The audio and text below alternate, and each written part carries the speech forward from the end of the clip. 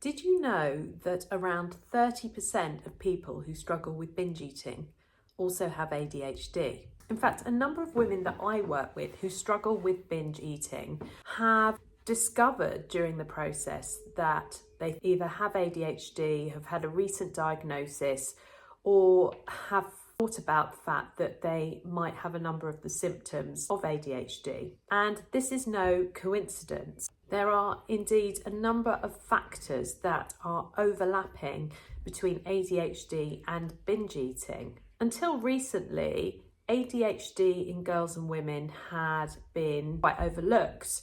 It used to be thought of as something that you see in boys, that sort of hyperactivity, disruptive behaviour, the idea that they can't concentrate, and it was never really looked for in girls and subsequently women.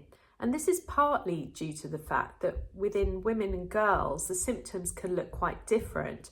They aren't so obvious. They perhaps are more internal, where girls can feel perhaps more sensitive, more anxious, not outwardly show the same kind of symptoms as in boys. Girls are also better at masking their behaviour. So if there are ADHD behaviours, they manage to hold it together. They manage to hide these behaviours a lot better, perhaps, than boys do. So it's very often missed in girls when they're growing up. The symptoms that you see more in girls and women with ADHD is the hyper-focusing.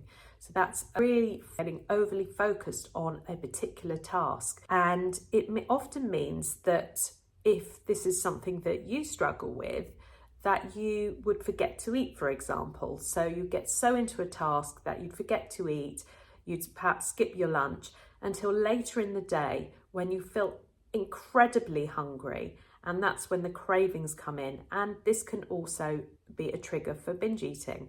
People with ADHD have also been found to have lower dopamine levels, and dopamine is the brain chemical, this neurotransmitter that is very much involved with reward and pleasure.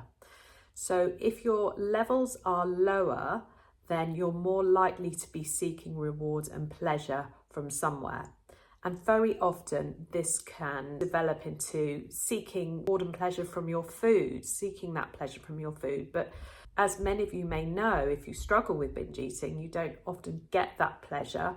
Or if you do, it's very short-lived. Often the eating is so fast and feels so out of control and so trance-like that actually you're not able to really enjoy that food. Another area which may help to contribute to binge eating behaviours is the difficulty in being able to plan and being organised, which you often see with people with ADHD.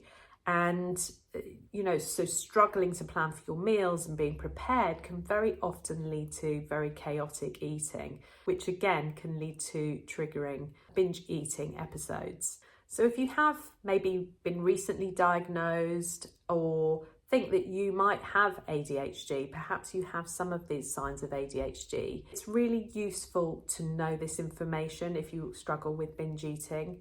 Understanding this can play a huge role in empowering you to know that actually there are some things that you can do to help you to be able to organise yourself with food so that you don't allow yourself to become over hungry and for intense cravings to develop later in the day, for example. Knowing that information can really help to reduce your feelings of shame and feelings of not being worthy, not being good enough, not being able to do things that other people can do, because there is actually a reason behind that. And when you know that reason, that there are ways that you can work on that and get help and support.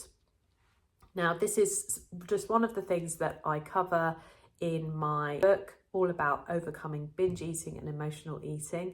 I would recommend getting my Breaking the Cycle guide if you haven't already got it. If you have got it and you haven't started it, give it a go. There's 4 key steps there that can really help you start to make progress on healing your relationship with food. So until next time, have a great week.